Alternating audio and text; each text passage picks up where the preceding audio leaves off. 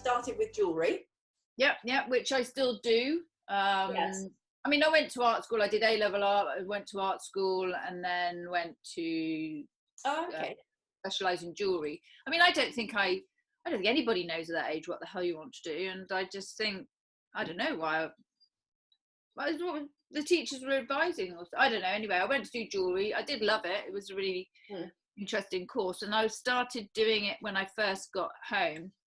And I got into, oh God, I can't remember their name now. Janet Fitch galleries, which were at the time a really cool gallery to have your work in. But the margins were so ridiculous. It was just impossible to make any money out of it. The markup they put on it and blah, blah, blah. So I just got a bit disillusioned with it all, really.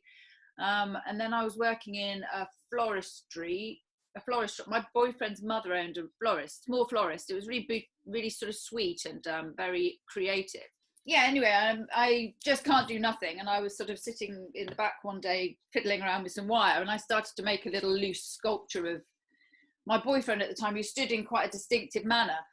And when Sue came back, she was like, oh my God, that's Ollie, let's put it in the window. And it was really, and somebody wanted to buy it. And then it just sort of went on from there. And I sort of felt like I'd found a medium that I quite enjoyed using, and it was still metal.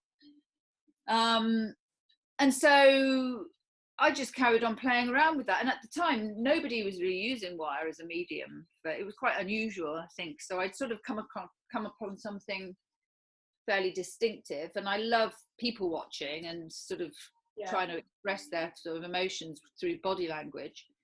And then it just went on from there. Other shows, people asking me if I wanted to do this, that, and yeah. So I still do the jewellery now. Yes. I have very small collections of jewellery. I wear a lot of jewellery. I like it. And it's just very unique one-off pieces that look like they've been dug up out of a river or something. I want them to look old, and I've just put it all on my shop, and it's selling. You know, it's always sold well. I don't want that to be a big thing. I don't want to mass produce or anything like that. I just like it simple. So you make everything by hand, obviously, with the jewellery. Each piece, yeah. It's lost wax. So I would make that in this sort of like blue. Oh, okay. Blue wax. Oh wow. So there's that piece. I've just been making some. Oh, so that's sort of like, that's a small ring like that one. So it will start off in wax like that, and then so it's carved basically. So it's like mini sculpture really in a way. It's quite tough, if you know what I mean. It's brittle, but it's tougher than, you wouldn't use candle wax or something because it's too squidgy. But yeah, so I make each little piece, and they sort of end up being like charms. So really. what kind of wire do you work in? Steel. This is all. So I'll show this little piece. So this one here. Yeah, it's all the silver is galvanized steel, and the black is ungalvanized. So the black will go rusty if it's damp or goes outside. But I mean, everybody knows that when they buy them, and I quite like that because it goes a sort of like lovely terracotta color. But the silver bit of the body is galvanized, so no, that won't go rusty at all. But the hair is all different sorts of colors. The smaller pieces, it's enameled copper, which is, you get all sorts of different enameled colors. And the pieces that are larger is colored aluminium. When did you make that? So you were in the florist and you made a little sculpture. How did you progress from that to what was the next step? I just think I just followed my nose really. I mean, I'd never had any sort of, I don't know if that's bad or not, but I never aspired to be an artist or anything. I think I've just gone with the flow in a way. So I didn't have a plan. And I think at the beginning, actually all through my career, I've been lucky in the sense that I've been approached more than I've approached galleries and things like that. So, and I sort of knew my market really. Yeah, in that sense, it's sort of done itself in a way. And did you start small with little pieces, or how did it evolve? Or did you think, right, I'm going to make a big one? I think the very first the first one I did, like I said, of my boyfriend was about 2 feet. But it was incredibly loose. I mean, I wish I still had it really. It was, I think Sue's got it. It was really nice. And then I did a tinsy little piece. And I was just sitting at home fiddling around with little bits of wire, and then a friend of mine who had a cafe gallery space said to me, do you want to do a show? So I said, yeah, okay. And so I did all sizes immediately. I did life size, small, medium, character, everything. So I've always done all, definitely. Yeah, and from imagination. So you're not getting a model in or anything like that. Just from I feel completely boring with my answers sometimes, because people say, oh, what's your process? Everything is in my head. I have sketchbooks and I do drawings and stuff, but completely unrelated to the pieces. I don't need to draw them to see them, if you know what I mean. I know, I just sort of, and also over the years, I think from making pieces, actually in the middle of making them, they'll sort of strike a pose themselves, and I go, oh God, that's really nice. I'm not going to move that. Do you know what I mean? It's sort of like his arm's gone like that, and I go, oh, that looks excellent. I'm going to. So it's like I have a collaboration with the material and the pieces in a way where sometimes things appear that I wouldn't have thought of myself just in the process of making it. So I try not to be too rigid. I mean, there are pieces that are popular that people like because they're expressive and joyful, I think, a lot of the time that people like them. That's why I don't title pieces. I never title pieces, which some galleries find a bit irritating. And then they actually title them, and I'm like, no, don't title it. I don't title it on purpose, because over the years of doing it, I've noticed that people read their own thing into a piece. And for me, that's really important. And I don't want to stifle that when people look at something, because I've had such extremes before where someone will come into an exhibition that I'm having and say, oh God, that piece is so sad. And the next person will come in and say how happy it is. And you're just like, what, really? Wow, that's amazing how, and it speaks volumes about the person as well. They don't like it when I sort of see it. And they go, oh, that's really scary. And I go, well, that's quite telling, especially men. They find that a bit intimidating. But I think that for me, the piece of art grows with each viewer if you let them express their own feelings through it. I think that's really nice. And so when a gallery sort of sticks a title on it, I'm a bit like, no. Well, we call her Windy Lady. It says it. I mean, it gives it so much movement. The hair, it's just. I know, it's great.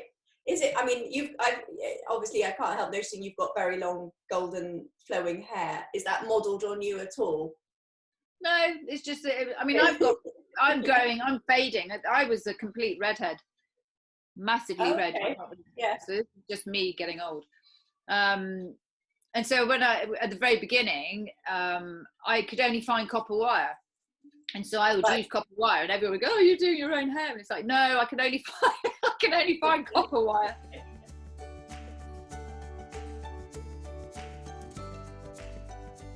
I was obviously having a look through your website. There's a lot there. So you've got quite realistic sketches. You've got,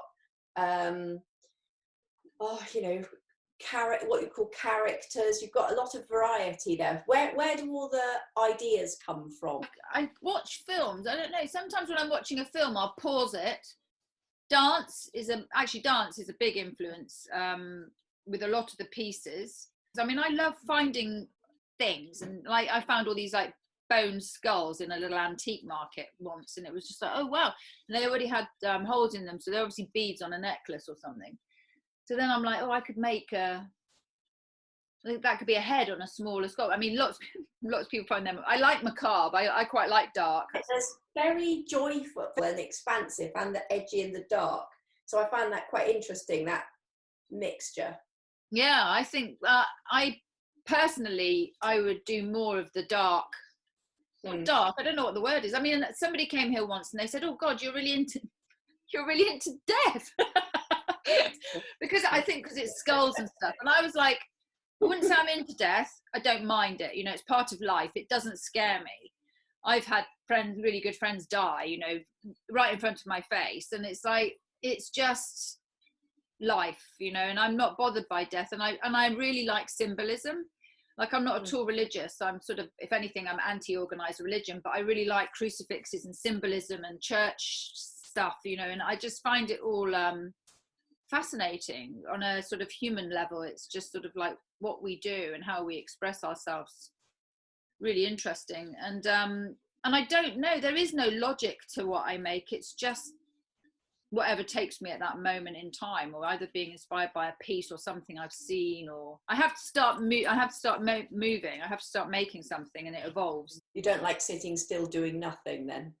No, my bottom doesn't see a chair unless it's evening, and then I sort of just either sit down and watch some rubbish television, or no, I'm always up and about doing things. Yeah, it's one thing or another. I work at home. I did try at one point, I can't remember why, I had a space, I was borrowing a space because I needed to make a bigger piece, and it was chucking it down because I work the large pieces I do outside, and I hated every minute of it because I was sort of trapped in this space, and it just it told me a lot about how I like to work, and I flipped constantly. I realize now it's just sort of like I'm at home and I'll be making a piece, I'll be in the garden, I'll make for however long, could be 10 minutes, could be an hour, and then I'll come in and I'll do the washing up, and then I'll go out again and I'll do some other stuff, and then I'll go into the other room and I might pick up something and start doing a bit of jewelry or something. It's like I flip between stuff constantly.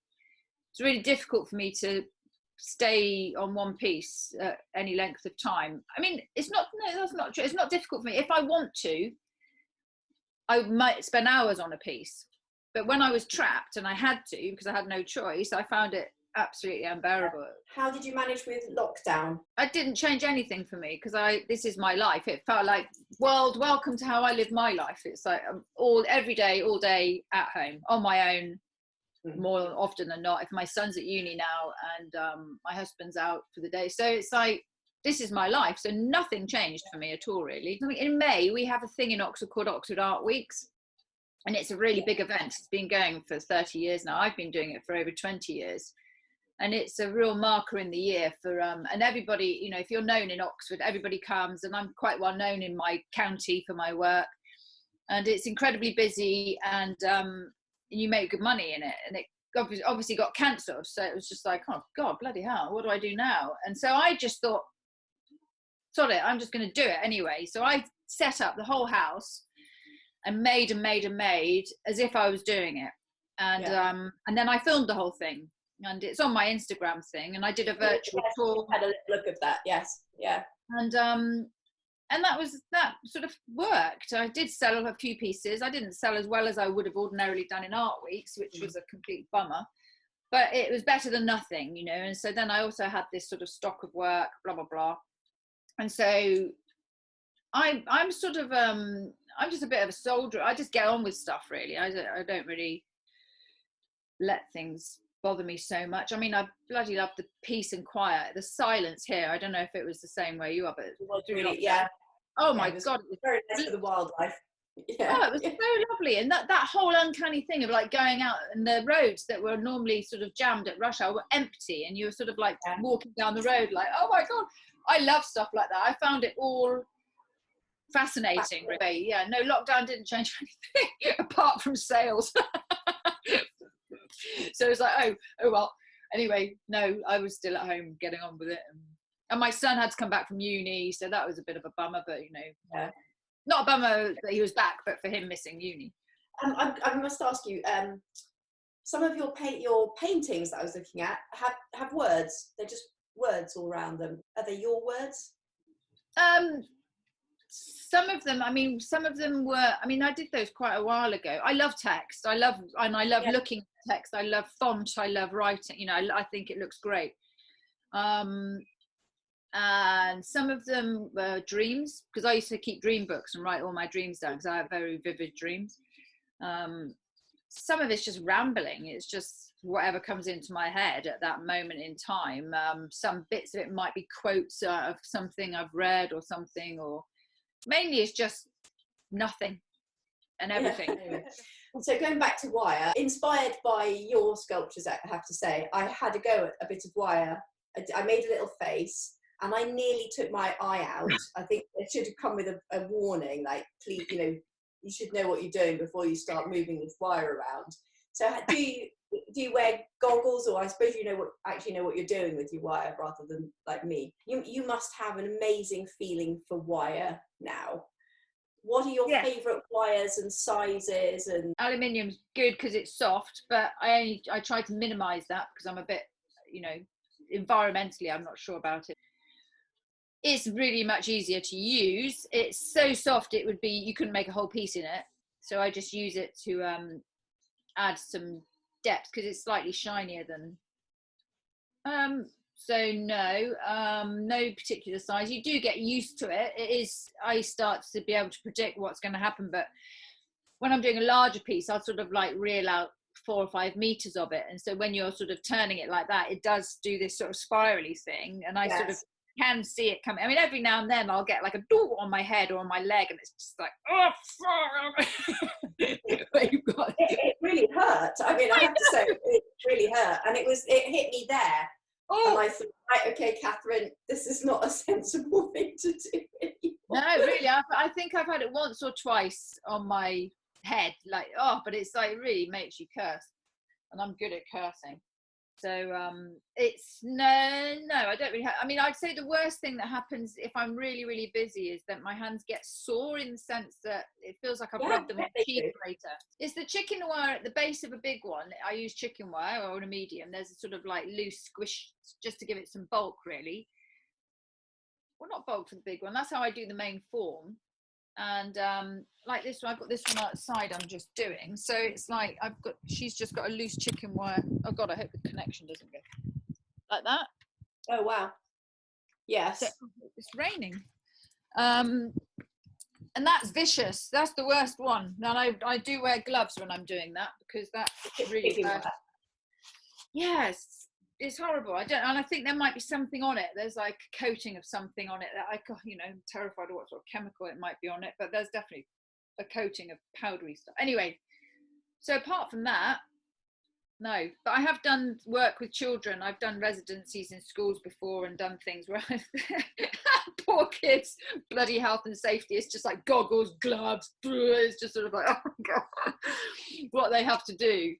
But they love it. Kids love it. They love my work and they do people, and they're like, oh, because I've worked with children with behavioural problems and right through to sort of like super duper posh private stuff, and they're all the same. They all love it. It's all very expressive for them, and they said doing people, they're like, oh cool, and they seem to find it good fun actually working in the wire, even though they were terribly inhibited with what they had to put on. And you, I noticed you've done some big commission. You've got some work in big places, haven't you?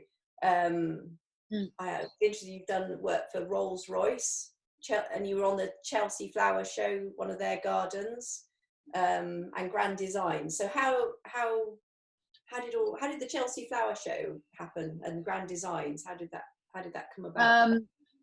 They approached me. I mean, Chelsea Flower Show, I've never gone and had a pitch there myself. But I've always been invited. You had a in a garden, didn't you? Yeah, I've been invited by people that are doing gardens. Will you put that in our garden? Blah blah blah. So that's a really brilliant way of doing it. And then Rolls-Royce, same. They approached me to do some pieces for them, and I did it twice now. I think one's for Qatar and one. Oh, both for Qatar actually. Oh, were they both for Qatar? Anyway, it's not the car, it's the engines. And I got to go to Rolls-Royce and look at the engine place where they make them. It's like something out of James Bond. It's incredible.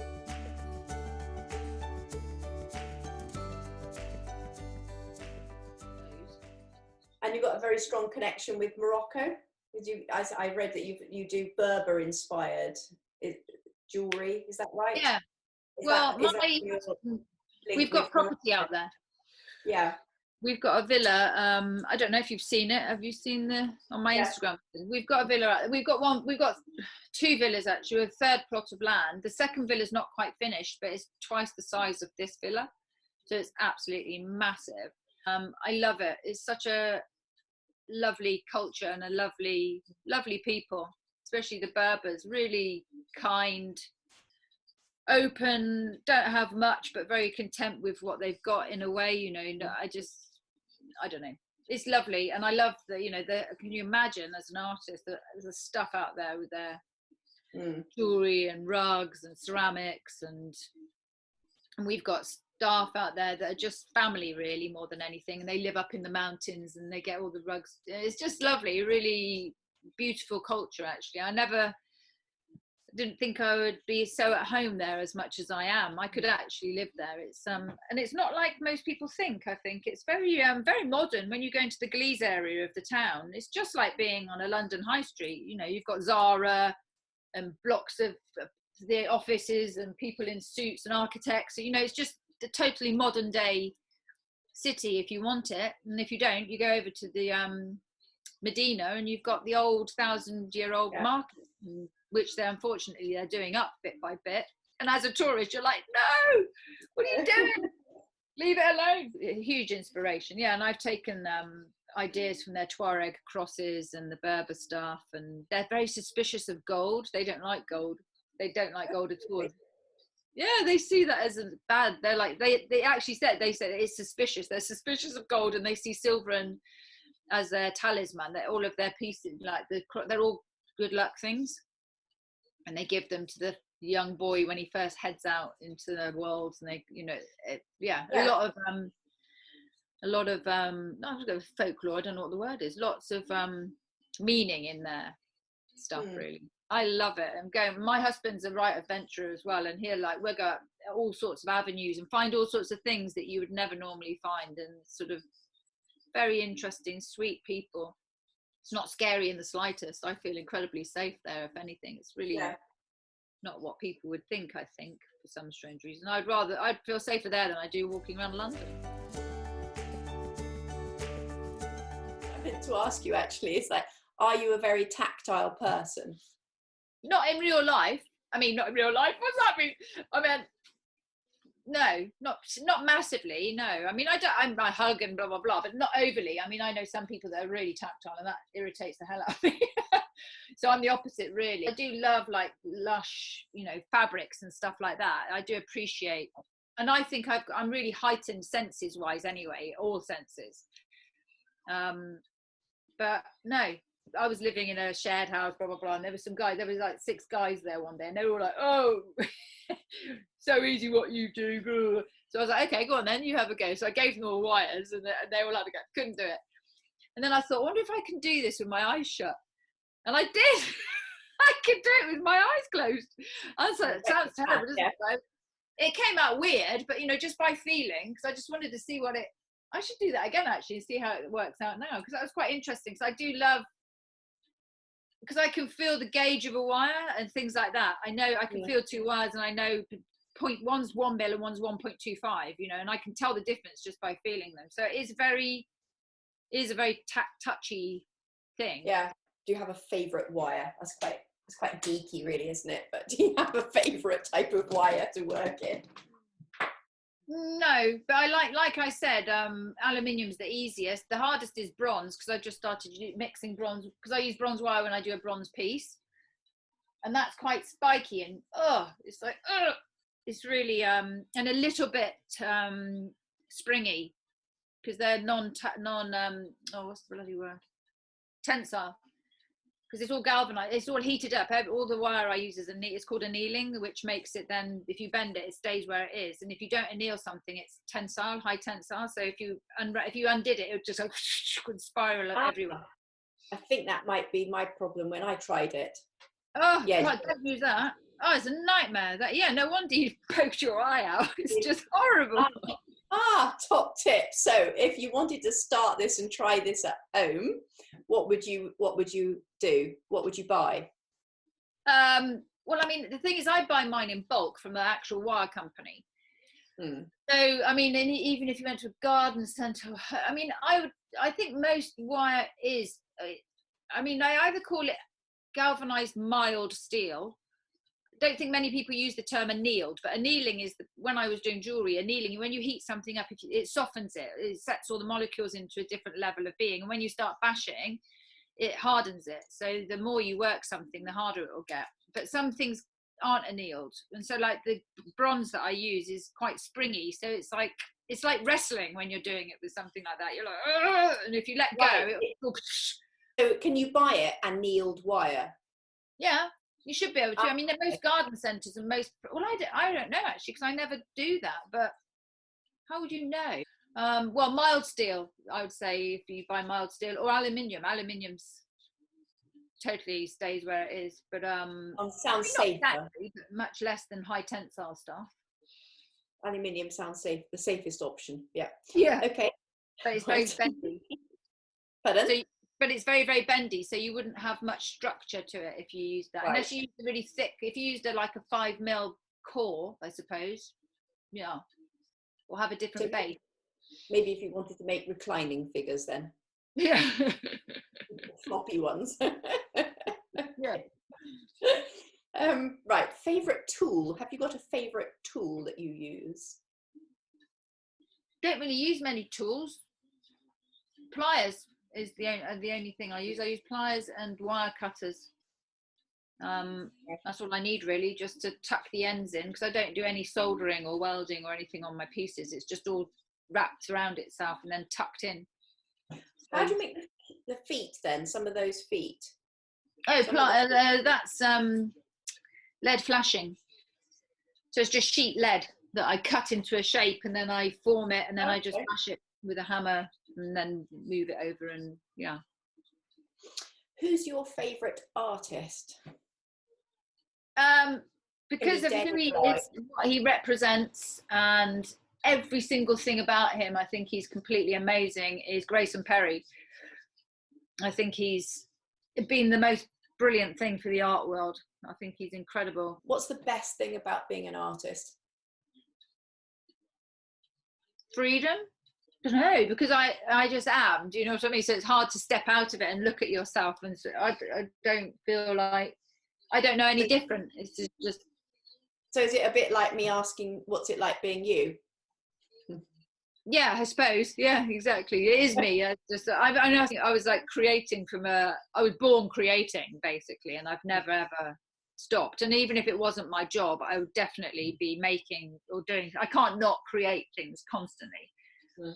I just really enjoy making stuff, and I love doing interiors. Like I'm doing all the interiors for the house in Morocco, and I love, everything. It's like a composition for me. Mm. So I just. Oh, well, the next question is, if you weren't an artist, what would you be? Yeah, I don't know. I thought about that because I really enjoy psychology too. And when I was at school, all of my we used to do, I don't know, the jig cal things or something, which told you what job you should have.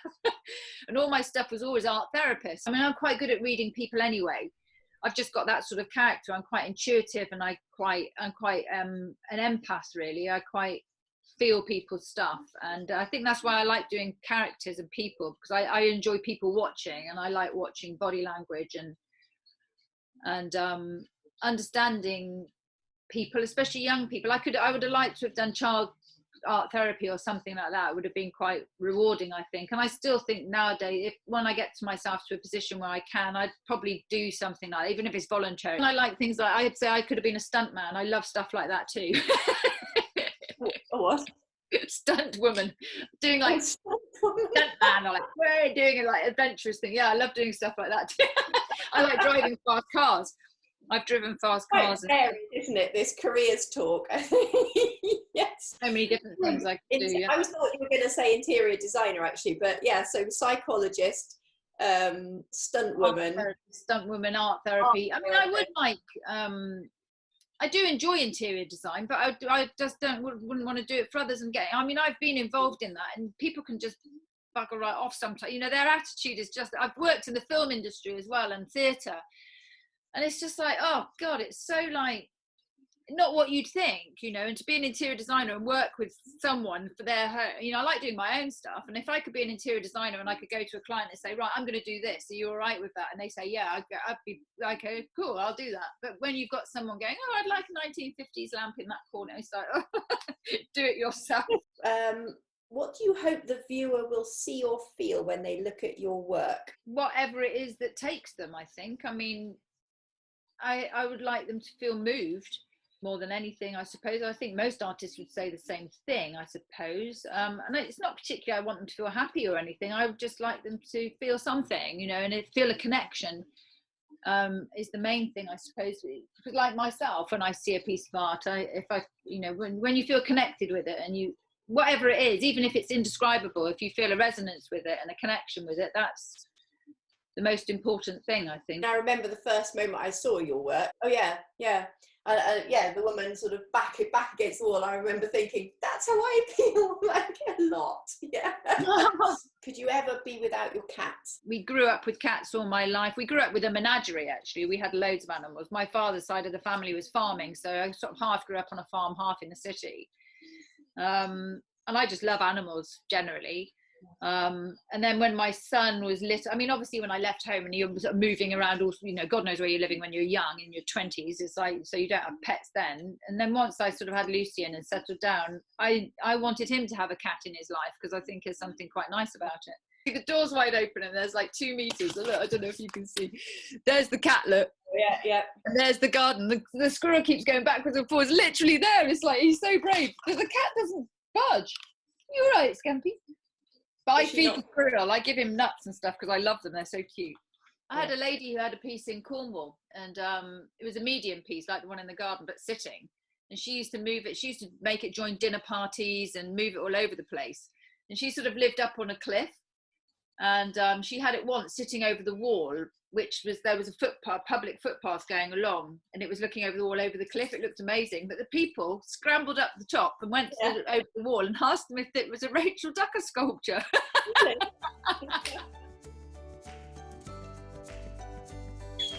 Looking like a right pair of idiots in a really moody restaurant.